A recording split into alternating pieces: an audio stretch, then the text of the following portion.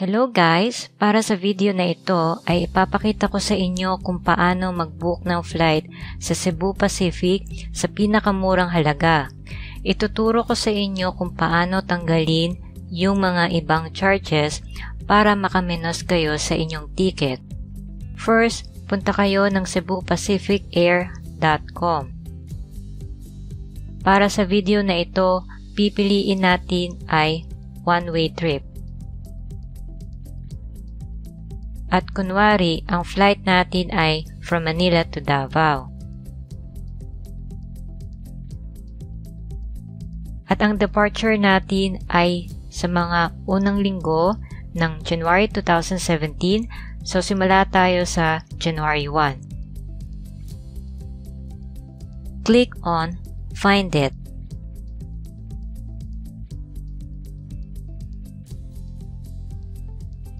Makikita ninyo dito sa baba ng presyo ng pinakamurang flight sa araw na yon.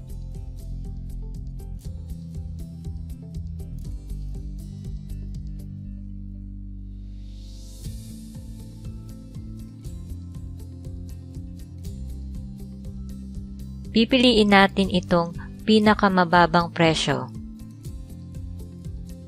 Tapos, scroll ninyo sa baba at click on Continue.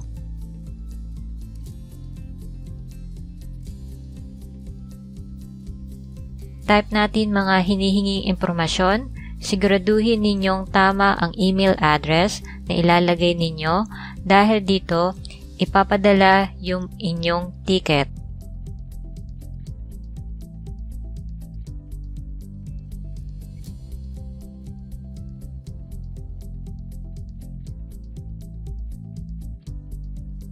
Dito sa guest, ibig sabihin yung pangalan ng sasakay sa flight.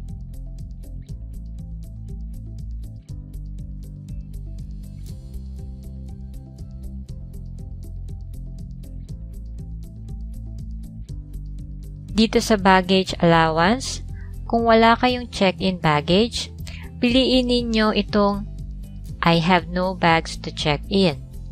Kung meron naman, timbangin ninyo kung ilang kilo para mapili ninyo yung mga tamang timbang. Kadalasan, itong 15 kilograms ay sapat na. So, para sa video na ito, pipiliin natin ang 15 kg. Tanggalin natin itong pre-ordered meals para makatipid tayo ng 200 plus. Click on Change Meal. Tapos, palitan natin itong 1 ng 0. Tapos, click on Continue. Scroll ulit sa baba at click on Continue. Tanggalin din natin itong Reserve Seats para makatipid tayo ng 145 pesos. Click on Remove Seat. Scroll sa baba ang click on Continue.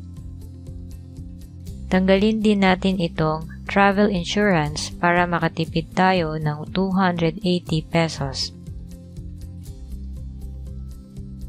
Click ninyo itong No Thanks, tapos click Cancel. Makikita ninyo na from 280 pesos, naging 0 na siya. Scroll na naman sa baba. Click ninyo itong checkbox, then click on Continue. Kung wala kayong credit card, click on Payment Setters, Pay within 24 hours. So, pwede kayo magbayad ng inyong flight sa 7-Eleven, SM Business Center, Bayad Center, Cebuana Lilier, at Robinsons Department Store. Ang kagandahan sa 7-Eleven ay 24 hours siyang open, kaya kahit gabi, pwede ka pa rin magbayad. Kailangan mabayaran ninyo ito sa loob ng 24 hours. Scroll ninyo sa baba at click itong I'm not a robot.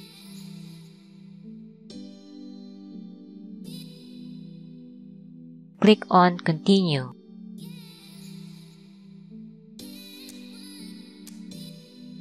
Ang status ng inyong flight ay on hold pa kasi hindi pa nababayaran. Kopyahin ninyo itong 12-digit booking number at dalhin sa payment center. Kailangan ninyo yung number na yan para sa pagbabayad. Sabihin din ninyo sa payment center na magbabayad kayo para sa Cebu Pacific na flight. Pag na-clear na ang inyong payment, makakatanggap kayo ng email para ma-print na ninyo ang inyong ticket. Ganun lang mag-book ng ticket na walang credit card. Kung nakatulong sa inyo ang video na ito, pakiclick naman ang thumbs up. At kung may tanong kayo, punta lang kayo sa aming Facebook page, facebook.com/artcruiseph.